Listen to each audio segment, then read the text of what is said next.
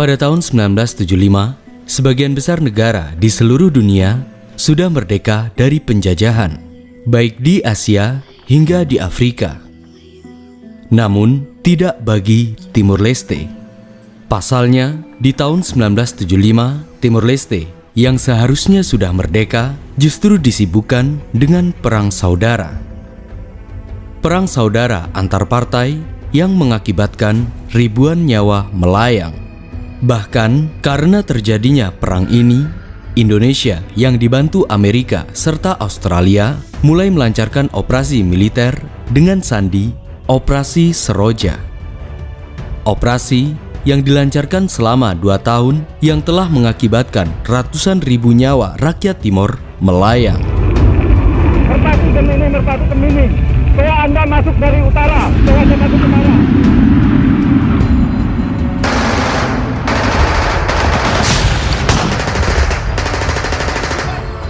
Força Indonésia halo invasão bot ia dili no Baucau, liu husi lalehan no Tasi. Tropas indonésias ocupam Dili. Sai da. Bahiram atto at mate. Aten at mate husi Indonesia ka at mate husi. Amile fun mal kelas kedua. Bagi rakyat Timor, keterlibatan Indonesia dalam konflik di Timur Leste satu sisi dianggap sebagai penyelamatnya, dan di sisi lain dianggap sebagai penjajah layaknya Portugis yang menjajah Timur Leste. Dari sinilah timbul beberapa pertanyaan. Mengapa di Timur Leste terjadi perang saudara? Mengapa Indonesia melancarkan operasi militer ke Timur Leste? Dan sampai kapan konflik ini selesai? Video ini adalah episode kedua mengenai sejarah Perang Saudara Timur Leste dan terutama sejarah Operasi Seroja.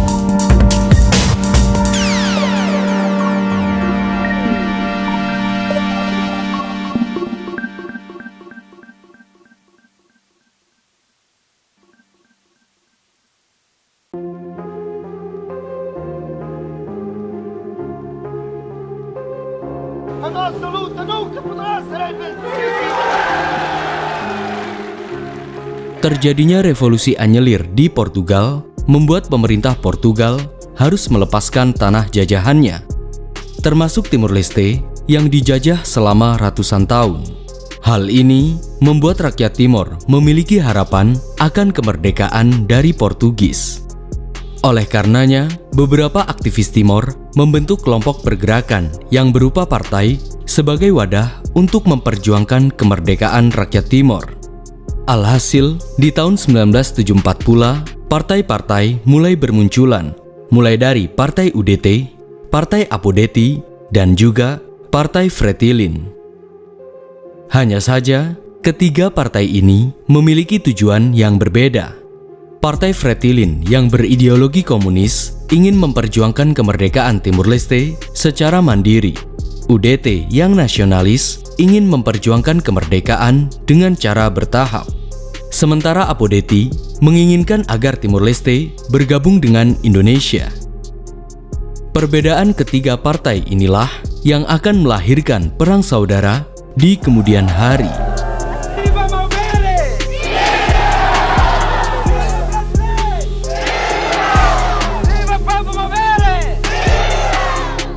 Bagi Fretilin dan UDT, tujuan Apodeti yang ingin bergabung dengan Indonesia bertentangan dengan harapan rakyat Timor dan piagam PBB karena dinilai sama saja bergabung dengan neokolonialis.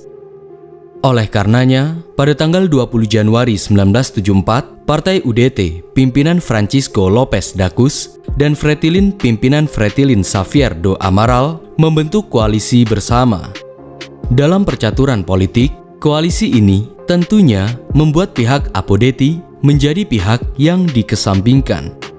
Dan memang, kedua partai ini kontra dengan Partai Apodetti.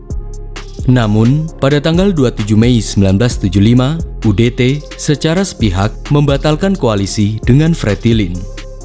Sementara itu, di London, untuk menyelesaikan upaya dekolonialisasi, pada tanggal 9 Maret 1975, pihak Portugal yang diwakili Victor Alves melakukan pertemuan dengan pihak Indonesia yang diwakili Jenderal Ali Murtopo.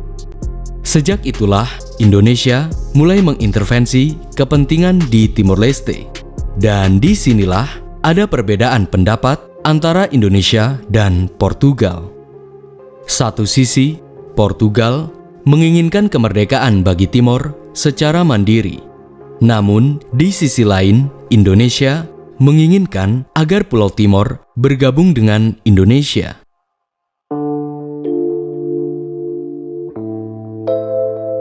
Keinginan Indonesia merangkul Pulau Timor sangat beralasan, karena bagi Indonesia, rakyat Timor Leste dianggap belum dewasa dalam berpolitik. Akhirnya, perundingan di London ini menghasilkan bahwa Indonesia berencana membentuk badan konsultatif antara 3 partai di Timor untuk perwakilan Pulau Timor. Ketiga partai inilah yang akan dimanfaatkan pihak Indonesia untuk bekerja sama agar Timor Leste bergabung dengan Indonesia. Pihak Portugal pun menyetujui kesepakatan ini. Alhasil, pada tanggal 26 Juni 1975, pihak Portugal mengundang 3 partai besar Timor, UDT, Apodetti, dan Fretilin untuk melakukan pertemuan di Makau. Hanya saja, Partai Fretilin tidak ikut bergabung. Otomatis, pembentukan badan konsultatif ini terhambat seketika.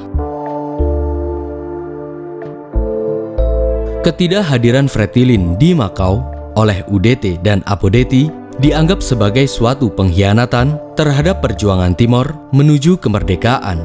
Hal inilah yang kemudian akan melahirkan konflik antar partai. Dan Pulau Timor pun juga akan menjadi arena pertempuran.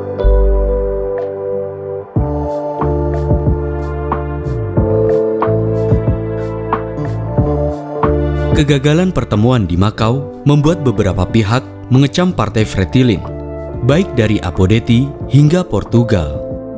Begitu juga Partai UDT.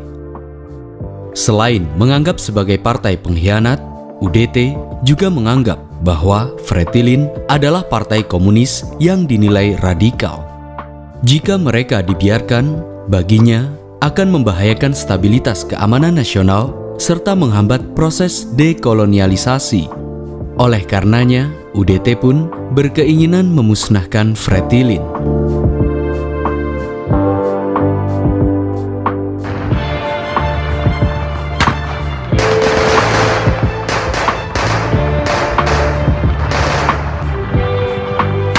Benar saja, pada tanggal 11 Agustus 1975, UDT melakukan gerakan revolusioner anti-komunis. Dengan mudah, gerombolan UDT melakukan penyerangan ke markas Fretilin. Bahkan, mereka menangkap dan menahan sebagian besar anggota Fretilin, para komandan militer, hingga orang Portugis yang berhaluan kiri. Lebih dari itu, mereka juga merebut tempat-tempat sentral, seperti kantor pos, telekomunikasi, stasiun radio, pos polisi, serta markas militer di kota Dili.